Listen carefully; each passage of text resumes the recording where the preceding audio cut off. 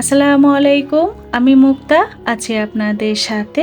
যে যেখান থেকে আমার আজকের ভিডিওটি দেখছেন, আশা করছি সকলে আল্লাহর রহমতে সুস্থ এবং ভালো আছেন। আমিও আলহামদুলিল্লাহ ভালো আছি।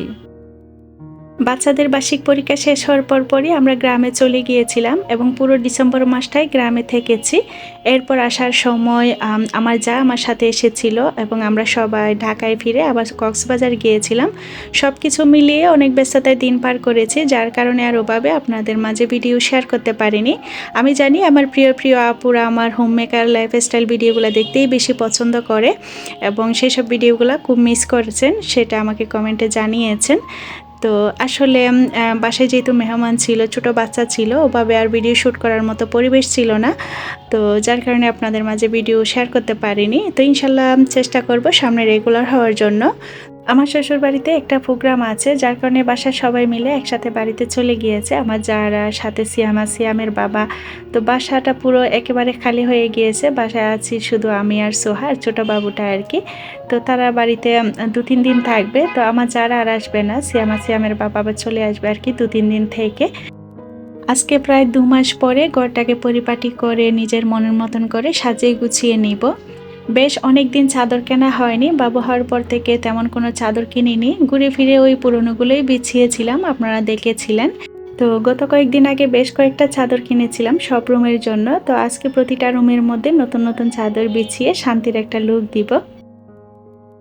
মাস্টার ইয়েলো কালারটা আমার খুব পছন্দের একটা কালার, তো যার কারণে আমার বেডরুমের মধ্যে এই কালারের চাদরটাই দিয়েছি। আর চাদরটা দেওয়ার পর পুরো রুমের লুকটাই চেঞ্জ হয়ে গিয়েছে।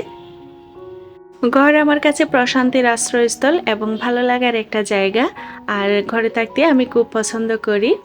আর তাই ঘরের কাজগুলা ভালো লাগা থেকে ভালোবেসে সব নিজে করে থাকি। সংসারের কাজগুলোর মধ্যে ঘর পরিপাটি করে গুছিয়ে রাখা আর রান্নাবান্না করা, এই দুটো কাজ আমার খুব ভালো লাগে। আর তাই সংসারের এই কাজগুলো প্রতিনিয়ত নিয়ম করে ভালোবেসে যত্ন সহকারে করি। তবে হ্যাঁ, সংসারের কাজগুলোর মধ্যে 2-1টা কাজ তো অবশ্যই থাকে যেগুলো করতে একদমই ভালো লাগে না, বিরক্তিকর। তার মধ্যে হচ্ছে আমার কাছে বিরক্তিকর কাজ হলো কাপড় গুছানো। প্রতিদিন নিয়ম করে কাপড় গুছানোটা আমাকে দিয়ে হয়ে ওঠে না। কাপড় গুছানোর সময় ধৈর্যটা আমার একদমই নেই। তো দেখা যায় সপ্তাহে বা 10 দিন পর পর সব ওয়ার্ড্রপ, আলমারির, বাচ্চার, আমার সবার কাপড় চোপড় বের করে তারপর একেবারে গুছিয়ে রাখি। তো আজকে সেই কাজটা করে রেখেছি। বেশ অনেক দিন যাবৎ কাপড় গোছানো হয় না, যেহেতু বেড়াতে গিয়েছি। তো আলমারির সব কাপড় চোপড়ও অনেক এলোমেলো। শীতের সব কাপড় চোপড় ক্লিন করে তারপর শুকিয়ে নিয়েছি ছাদ থেকে। তারপর সব কিছু জায়গা মতো গুছিয়ে রেখেছি, যেটা আপনাদের সাথে আজকে শেয়ার করিনি। তো যাই হোক, এদিকে রুমটাও গুছিয়ে নিয়েছি, উপরে ফ্যানটাও হালকা ক্লিন করেছি, ওয়ালগুলোও হালকা জেরে দিয়েছি। যেহেতু ধুলাবালির সিজন, দেখা যায় ওয়ালের কালারটা লাইট কালার হওয়াতে ধুলাবালিগুলো অনেক দূর থেকে চোখে পড়ে, একদম বসে বসে তাকে মনে হয়।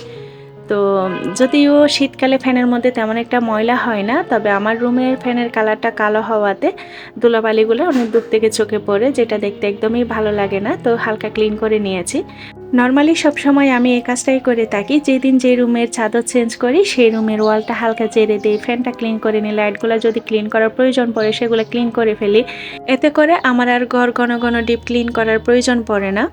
আসলে সংসারের কাজগুলোর মধ্যে যদি একটু ধারাবাহিকতা রাখা যায়, মানে একটু প্ল্যান করে, একটু বুদ্ধি খাটিয়ে, একটু ধৈর্য নিয়ে যদি ধাপে ধাপে গুছিয়ে করতে পারা যায়, তাহলে সংসারের কোনো কাজই আর কঠিন মনে হয় না। আর সব সময় কাজের মধ্যে একটা ভালো লাগা, আনন্দ কাজ করে। আর সেই সাথে ঘর সবসময় টিপটপ পরিপাটি গুছানো পরিষ্কার পরিচ্ছন্ন থাকে।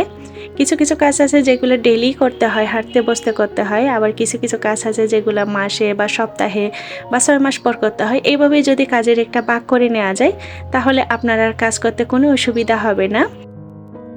এবার সোফার রুমটাও একইভাবে ক্লিন করে তারপর পিঙ্ক কালারের মধ্যে একটা চাদর দিয়ে দিয়েছি।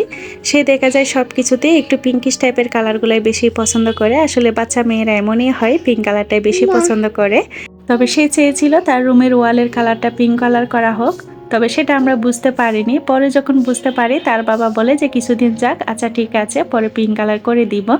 আসলে আমরা পুরো ঘরের কালার এক কালার রেখেছি, আগে বিভিন্ন রুমে বিভিন্ন কালার ছিল। তো ডিপ কালার হলে দেখা যায় রুম আরও বেশি ছোট দেখায়, তো পুরো করে এক কালার লাইট কালারের মধ্যে রেখেছি যেন রুমগুলো একটু বড় বড় দেখায়, যেহেতু রুমগুলো ছোট ছোট আর এই রুমটা সবচেয়ে বেশি ছোট।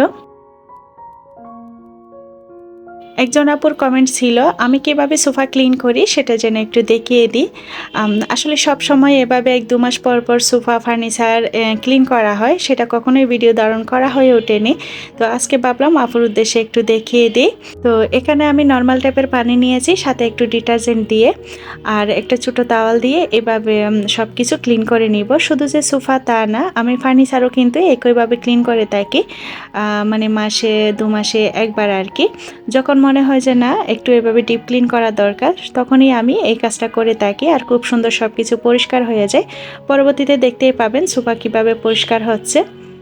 তো ডাইনিং টেবিলের চেয়ারগুলো মনে হলো বেশ অনেকদিন যাবৎ ক্লিন করা হয়নি এভাবে, যেহেতু ছোটো বাচ্চা ছিল তারা বসে এটা সেটা খেয়েছে, একটু আটা আটা হয়ে আছে। তো এইভাবে একটু ভালোভাবে ক্লিন করে নিয়েছি আর ডাইনিং টেবিলটাও ভালোভাবে ক্লিন করেছি পুরোটাই। আর উপরে অবশ্যই ফ্যান চালিয়ে দিয়েছি যেন পানিটা তাড়াতাড়ি শুকিয়ে যায়, না হলে কাঠের যে পলিশটা সেটা উঠে যায়। তবে মাঝে মধ্যে এভাবে ক্লিন করলে দেখবেন ফার্নিচারের মধ্যে একটা শাইনি ভাব আসে। এবার চলে এসেছি সোফা ক্লিন করতে, উপরে ফ্যানটা চালিয়ে দিয়েছি আর এভাবে টাওয়াল থেকে পানিটা ভালোভাবে চিপে ফেলে দিয়েছি যেন কোনো পানি না থাকে, একদম শুকনো শুকনো হালকা ভেজা ভেজা থাকে সেই অবস্থাতে।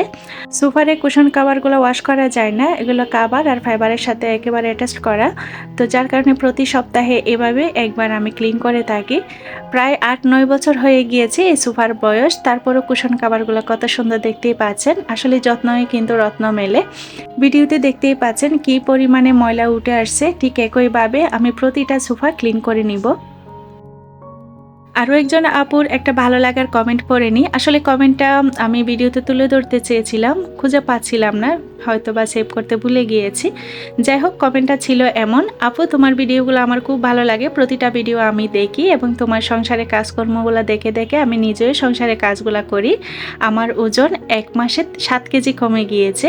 তো কমেন্টটা পড়ার পর আমার এত বেশি ভালো লেগেছে, মনে হলো যে না, ভিডিও তৈরি করে আমার এখানেই সার্থকতা। অসংখ্য ধন্যবাদ আপু আমাকে কমেন্ট করে আপনার বিষয়ে জানানোর জন্য। ছোট বড় সব আপুদের উদ্দেশ্যে একটা কথাই বলবো, নিজে সুস্থ থাকুন। নিজে সুস্থ থাকতে হলে নিজের সংসারের কাজগুলো নিজে করার চেষ্টা করুন যতটুকু সম্ভব। নিজের সংসারের কাজগুলোর মধ্যে নিজের ভালো লাগা খুঁজে নিন, এতে করে আপনি শারীরিকভাবে মানসিকভাবে সুস্থ থাকতে পারবেন, অনেক বেশি প্রশান্তি খুঁজে পাবেন সংসারের মধ্যে। আপনার সংসার হয়ে উঠবে অনেক বেশি সুন্দর এবং পরিবার থাকবে সুরক্ষিত। এমনও অনেক আপুরা আছেন যারা বাহিরে জব করেন, আবার বাসায় ফিরে ঘর সংসার সামলায়, বাচ্চা সামলায়। আসলে আমরা মেয়েরা চাইলেই সব করতে পারি, আর সৃষ্টিকর্তাই মেয়েদেরকে সে ক্ষমতা এবং ধৈর্যশীলতা দিয়েছেন। তবে আমরা সেটা কেউ বা চর্চা করি, আবার কেউ বা করি না।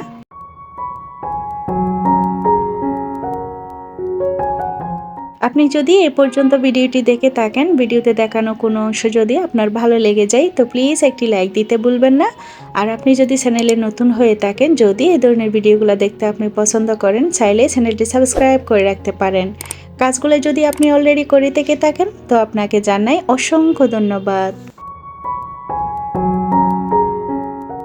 সকালে নাস্তা করে কোমর বেঁধে লেগে পড়েছি ঘর গুছানোর কাজে। প্রতিটা ঘর খুব সুন্দর করে পরিপাটি করে গুছিয়ে নিয়েছি, এবার শান্তি লাগছে। এবার চলে এসেছি কিচেনে। সকালে নাস্তা করে যেগুলো জমিয়েছিলাম সেগুলো আগে ক্লিন করে নিয়েছি, আর কাউন্টার টপ চুলা সব কিছু আগে একটু ক্লিন করে নিব, তারপর হচ্ছে রান্না করব।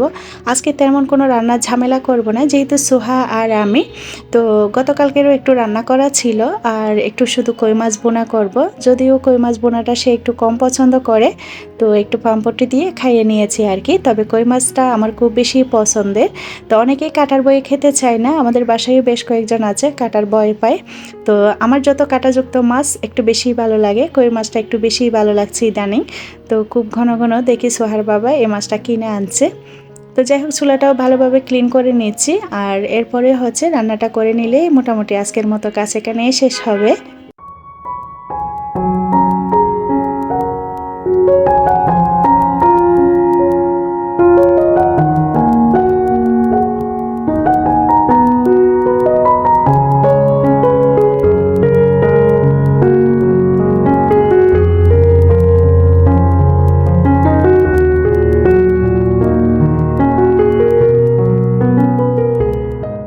আপনারা আমার রেসিপিগুলো দেখতে পছন্দ করেন, যার কারণে একটু ভালোভাবে দেখিয়ে দিচ্ছি।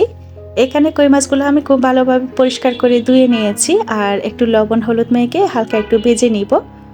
যদিও এগুলো দেশি কই মাছ ছিল, কয়েকদিন ফ্রিজে ছিল, একটু ভেজে নিচ্ছি। আর একটু ভেজেই মাছ রান্না করলে বেশি মজা লাগে, একটু বোনা বোনা টাইপের করে। কই মাছ ভাজি আর বোনা ছাড়া এমনিতে খেতে আর তেমন একটা ভালো লাগে না, তো আমি আজকে ভুনাই করব। বেশি কড়া করে মাছ ভেজে রান্না করলে আমার কাছে মনে হয় এর টেস্টটা একটু নষ্ট হয়ে যায়, তো হালকার উপর করে একটু ভেজে নিয়েছি, তারপর রান্না করব। তো মাছ ভেজে যে তেলটা অবশিষ্ট ছিল সেই তেলটাই আমি কড়াইয়ে দিয়ে দিয়েছি। আর মাছ ভেজে রান্না করলে আসলে অত বেশি তেল প্রয়োজন হয় না। তো তেলের মধ্যে 1 চিমটি জিরা ফোড়ন দিয়ে দিয়েছি। যে কোনো মাছ ভুনা করার ক্ষেত্রে 1 চিমটি জিরা দিয়ে দেখবেন, খুব সুন্দর একটা স্মেল হয়। তো সাথে একটু পেঁয়াজ কুচি দিয়ে ভেজে পেঁয়াজ বাটাও দিয়েছি, যেহেতু বোনা করব। আর খুবই সামান্য করে করে আদা রসুন বাটা দিয়েছি, একটা টমেটো দিয়েছি। তো সব ধরনের মশলা দিয়েছি, একটু ধনিয়া জিরার গুঁড়া, লাল মরিচের গুঁড়া, আর একটু হলুদের গুঁড়া, স্বাদ মতো লবণ। মশলাটা ভালোভাবে কষানো হয়ে গেলে মাছগুলো বিছিয়ে দিয়েছি, আর খুবই সামান্য করে একটু ঝোলের জন্য পানি দিয়েছি। 2-3টা বলক তুলে নিয়েছি। যে কোনো মাছ ভেজে রান্না করলে, বেশিক্ষণ রান্না করলে বা কম আঁচে রান্না করলে মাছটা টেস্ট ভালো আসে না। আর এদিকে কই মাছ ভুনাটাও হয়ে গিয়েছে। সবশেষে কয়েকটা কাঁচামরিচ হালকা একটু ফেলে দিয়েছি, আর কিছুটা পরিমাণ ধনেপাতা ছড়িয়ে দিয়েছি। সবশেষে একটা বাটিতে তুলে নিয়েছি। ভোর থেকে দুপুর পর্যন্ত একটানা কাজ করেছি। সব কাজ একই দিনে শেষ করাতে শরীরের উপর দিয়ে একটা দখল গিয়েছে, অনেক ক্ষুধাও লেগে গিয়েছিল। তো যাই হোক, সময়ের মধ্যে সব কাজ শেষ করতে পেরেছি।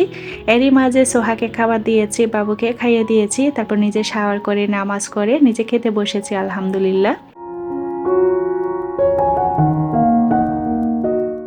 সবার সুস্বাস্থ্য ও সুস্থতা কামনা করছি, আর সেই সাথে আমার পরবর্তী ভিডিও দেখার আমন্ত্রণ জানিয়ে আজকের ভিডিওটা এখানেই শেষ করছি। আল্লাহ হাফেজ।